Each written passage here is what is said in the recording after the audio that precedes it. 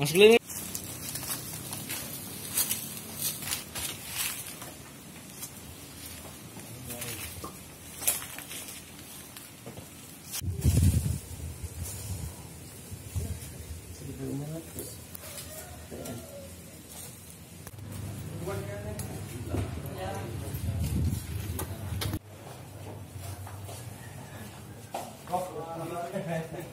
Terlihat genset Bapak itu 50 KPA ini termasuk perintah Kepala Satuan kita Pak Ari Saputra.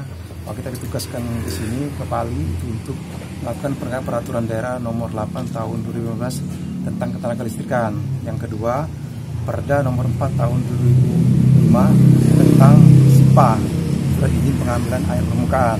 Yang ketiga itu adalah Perda nomor 3 tahun 2011 tentang pajak daerah. Kenapa kita ajak Bapak dari Kabupaten ini? Karena ada kaitan dengan Perda pajak daerah nomor 3 tahun 2011 dan Perda SIPA juga ada kaitannya. Kenapa ada kaitan? Situ kan ada pajak PAP. Pajak PAP ini pajak air permukaan. Itu ada kaitannya dengan daerah karena itu hasil pajaknya itu kan dibagi dua. 50-50 contohnya kan pajak PAP ini. Ini kan ada kontribusi terhadap daerah.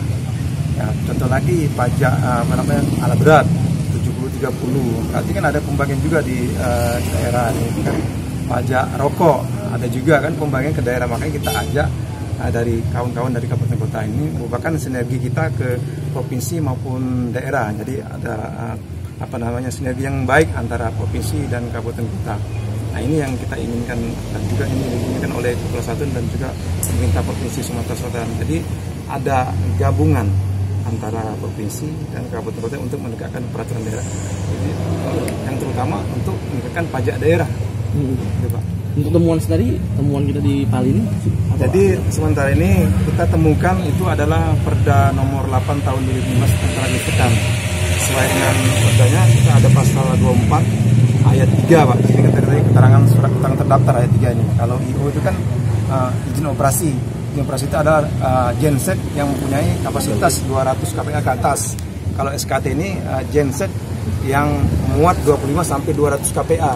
Nah, di sini diwajibkan pihak masyarakat, aparatur badan hukum untuk membuat izin operasi maupun SKT ini, Pak. Dan sudah ada ketentuannya di pasal-pasalnya, Pak. Ada jenjang waktu, Pak, kita untuk penindakan. Jadi sementara ini kita melakukan, sebenarnya kita penegak peraturan daerah, tapi kita tidak boleh langsung menindak karena kita ada SOP juga.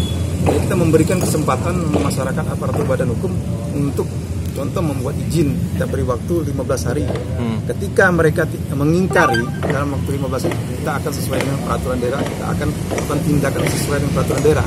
Nah, contoh di Perda ini kan ada sanksinya. Ketika mereka tidak membuat izin, itu ada sanksi.